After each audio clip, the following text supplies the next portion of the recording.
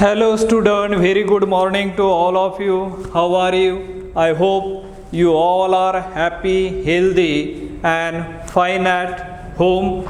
Do you remember what were we discussing yesterday?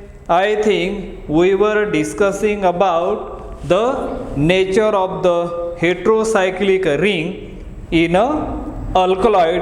That is the point of discussion we had discussed in our previous lecture, yesterday's lecture.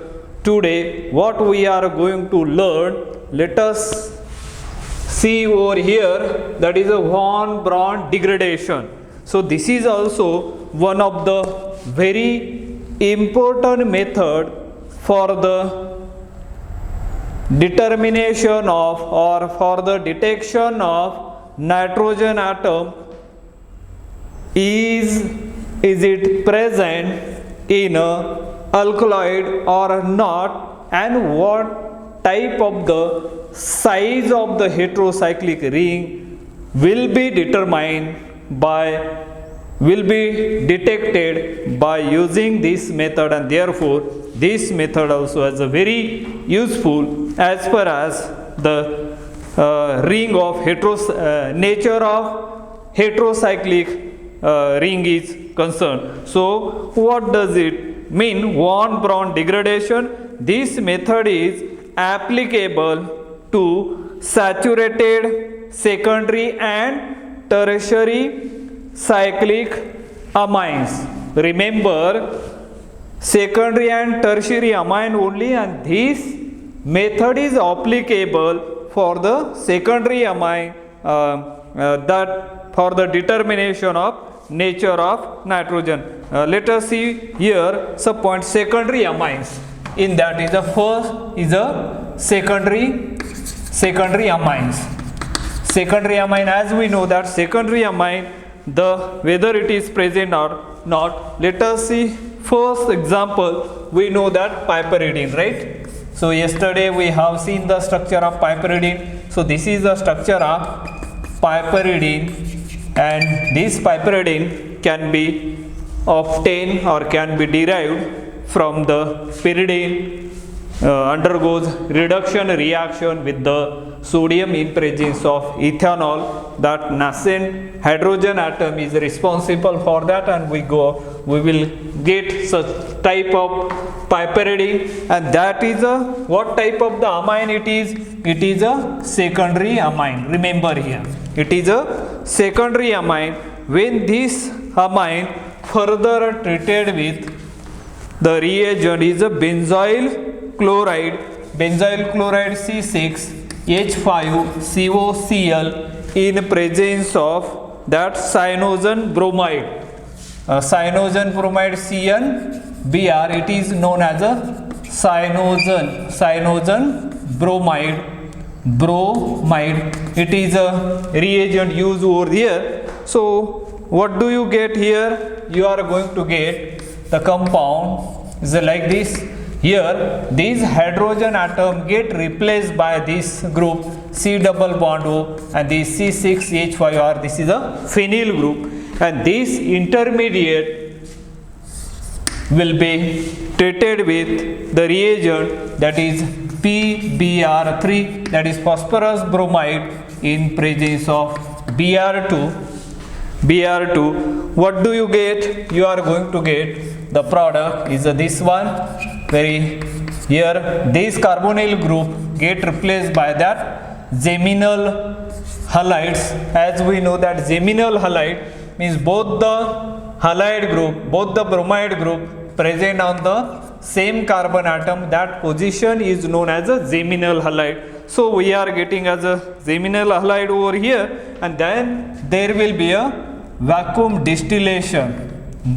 Next one, you can carry out the reaction under vacuum distillation.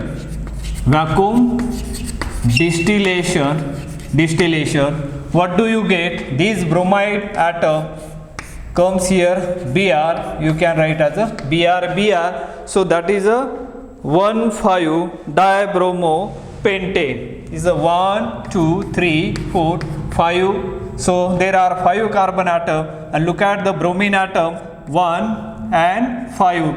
The bromine atom present at 1 and 5 position, and therefore 2 are there. Therefore 1,5 dibromo 1,5 dibromopentane. And once the 1,5 dibromopentane indicate the presence of heterocyclic compound present here, and the side product obtained will be C6H5Cn, that is a cyanobenzene. So that is the product we are getting over here. Formation of 1,5 dibromopentane indicate that the nitrogen atom must be present in a 6-membered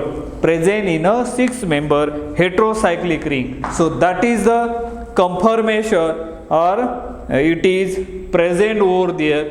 So what type of the information we are getting by studying this product? By studying this product, we can prove that the presence of nitrogen atom in the 6-membered heterocyclic ring. So that the confirmation that the inference we can draw from this reaction. Now second one is a tertiary amines. Let's see over here is a tertiary amines. How the tertiary second, let us see. First, let us see second one is a tertiary amines. Let's see over here. Second one is a tertiary amines. Tertiary amines, as we know that the example of tertiary amines we can take down here. This one nitrogen and one methyl group is there, CH3, and that will be treated with the cyanobromide CnBr, which is a cyanogen bromide. As we know that this is a cyanogen bromide, that is the name of that reagent. And what kind of the product it gives? It gives the product is like this. Here nitrogen atom, this methyl group, here cyanide is attached over there, and therefore positive charge comes on nitrogen atom and Br minus. That type of the salt is formed in this case, and then this salt further boiled with hydrogen bromide HBr. HBr is boiled with this salt. The resulting compound obtained will be this one. Here is the carbon nitrogen bond is broken, and we are getting here Cn, and here we are getting as a Br. So this type of the intermediate we will get over here, and this intermediate further treated with acid, then there will be decarboxylation, CO2 get evolved, because this cyanide group get converted into in acidic condition. Cyanide group easily get converted into as a carboxylic group, and carboxylic group easily undergoes decarboxylation. So after doing that, what do you get? You are going to get the product will be this one. Here CH3 hydrogen atom comes over there, and here this Br remains as it is. So this is a secondary amines. Once again, this is a secondary amine we got over here. And from the nature of brominated secondary amine, the size of the heterocyclic ring can be determined. In the importance of cyanogen bromide method is that it is a successful with compound that fail with Hofmann method. When both method are applicable, the ring opening occur at different position. Let us see over here. Suppose let me draw that reaction together over here. Suppose we have this type of the compound. let's see here. This is a compound I am writing over here. This type of the compound, that is a N-methylated isoquinoline type of the compound. Here, as we know that this is alpha, is a beta, right? And this is alpha, this is a beta. So if you Hofmann cleavage, so if you do here Hofmann cleavage, Hofmann cleavage occur where alpha and beta here double bond is formed, so that you are going to get the product is this one. So here this is a styrene type of the compound. On the other way around, here we are going to get here CH3 and one hydrogen atom may or what we can call it one methyl group, another methyl group may be over there. So further it is treated, that is this is Hofmann cleavage. And now if you go on left hand side, that is von Braun cleavage. Von Braun, B-R-A-U-N, Braun cleavage. Cleavage means breaking up that bond from here. So what does it give? It gives the compound like this. The aromatic compound, it remains as it is. This part also, here CH3 cyanide is come over there, and here on this side there will be this one CH2 and Br. This is the product which we got. This is according to as a von Braun degradation, and that product is according to as a Hofmann cleavages. The result obtained from these two observations always help to determine the size and the nature of the heterocyclic ring. And the fourth one, a heterocyclic ring may be opened by heating with HI at 300 degrees centigrade. A heterocyclic ring may be opened. It may be opened by heating with HI at 300 degrees centigrade. Suppose we have a benzene over here, pyridine, as we know that this one, and that will be treated with HI at 300 degrees centigrade, right? 300 degrees centigrade. So what do you get over here? Here you are going to get as a pentane. This is a CH3 pentane, and plus side product will be the evolution of ammonia takes place over there, and so that type of the reaction may occur over here. So this is all about the what we can call it as a about that what kind of the nature of heterocyclic ring present over there, that we have discussed over here. Now next point we are going to learn what is that. The next point we are going to discuss here is the oxidative degradation. Fifth point will be the oxidative degradation. Oxidative degradation. What does it mean or what it will be? So we will see here oxidative degradation. Let's discuss here. The oxidation of alkaloid is carried out with oxidizing agent like potassium permanganate, H2O2, CrO3, concentrated HNO3, K2Cr2O7 in presence of dilute H2SO4, etc. From the nature of the product, it is possible to determine the structure of an alkaloid. For example, ephedrine on oxidation with potassium permanganate gives benzoic acid. Let us look at here is one of the very best example, ephedrine. Ephedrine, that is ephedrine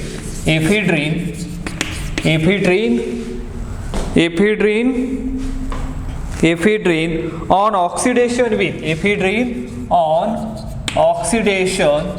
oxidation with potassium permanganate KMNO4 gives benzoic acid, gives benzoic acid. That is a product. Ephedrine we don't know right now the structure, but the molecular formula of that ephedrine H10C15NO, molecular formula C10H15NO. This is a molecular formula of ephedrine, and this will be treated with alkaline, that is oxidation reaction. This one oxidation reaction, and with that KMNO4 potassium permanganate gives the benzoic acid, and we know that the structure of benzoic acid HOOC, then this one. This is a structure of benzoic acid. This one, benzoic acid. It clearly indicates that the ephedrine containing the aromatic compound. Formation of benzoic acid proves that ephedrine might contain a benzene ring with a side chain. So that type of the inferred we can draw from here. What is that? Formation of benzoic acid proves that ephedrine might contain a benzene ring with a side chain. So that's the inferred we can draw, or that is the confirmation we can draw. And then next point we are going to discuss about point number 6 will be the physical methods. That are the physical methods. Do you remember the physical method which we have already discussed in our previous lecture while studying the general method for structure determination of terpenoid, as well as the structure determination of citral? At that time we have discussed the physical method, because nowadays the physical method like ultraviolet, IR, NMR, X-ray analysis and mass spectroscopy are used for determining the structure of an alkali. So whatever I have mentioned here, modern physical method, number 1, UV means ultraviolet spectroscopy, IR means infrared spectroscopy, NMR means nuclear magnetic resonance spectroscopy, X-ray crystallography, then mass spectrometry. These are the modern techniques, and from that all these techniques provide the wealth of information about the structure of the unknown compound of the organic compound. So in the at a T.Y.B.Sc level, right after this chapter is over, we are going to learn those modern technique. Number 1 is ultraviolet spectroscopy, second one is IR spectroscopy, third one is NMR spectroscopy or proton NMR spectroscopy. These are the modern technique we are going to learn this year. That is a very, very important and very, very interesting subject for spectroscopy. And at the beginning I already discussed that spectroscopy means what? The electromagnetic radiation, interaction of electromagnetic radiation with matter is known as a spectroscopy. Means electromagnetic radiation, and when it falls on organic substances, the responses are given by that molecule, particularly functional groups, and they are recorded in the form of graph. So that type of the study is known as a spectroscopy, and there are the various reasons, and that detailed study we will learn there. But let me quickly give you some preliminary very prominent or the significant information about each and every spectroscopy. UV from that we are getting information regarding as a carbon-carbon double bond, whether they are in a isolated form or conjugated form, that type of the information we are getting. And from IR spectroscopy is a very important one, we are getting quick information regarding as a functional group. And we know that organic compound containing as a number of functional groups are there, and they are having that functional group has a definite stretching frequency, and that stretching frequency, that one with the machine, that is a UV IR spectrophotometer, recorded and in the form of spectrum by assigning, by looking the those peak or signal or band, we can immediately, the chemist can immediately identify what type of the these peak is correspond to this. Suppose as a hydroxyl group or mainly as a prominent peak always offer the intense peak is a carbonyl group 1715 per centimeter, that is a standard peak observed in the IR spectroscopy, and from that we can, and NMR spectroscopy, and we know that along with that carbon there is a hydrogen atoms are there, and therefore by studying the hydrogen what kind of the environment it has, depending upon that we can easily find out the correct structure of the unknown compound. That are the modern technique for the structure determination of the organic compound, that you must remember. So this we already learned. Then last seventh one is a synthetic method. Seventh is a synthetic method.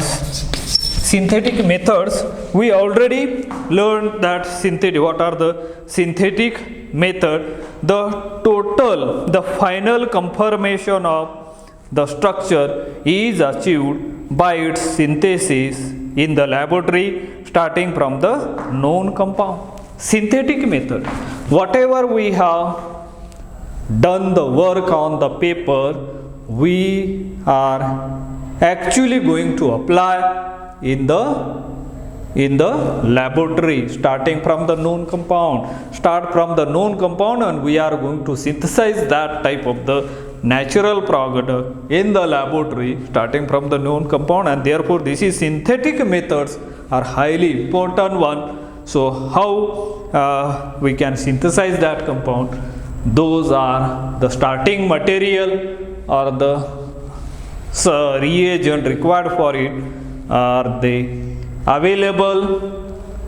Is they are cost effective? The reaction condition is normal, and generally the reaction should be carried out at a normal temperature, and the pressure means reaction should be carried out at room temperature, and then we can the yield of the product must be high comparatively other, because while designing these laboratory synthetic methods, so these are the things you have to keep in mind, and by starting that we can derive. So in this way I think we have learned all the general method for the structure determination of the alkaloid, and one of the example at T.Y.B.Sc level we are going to learn, that is a ephedrine. Then ephedrine, whether it is what type of the class it has,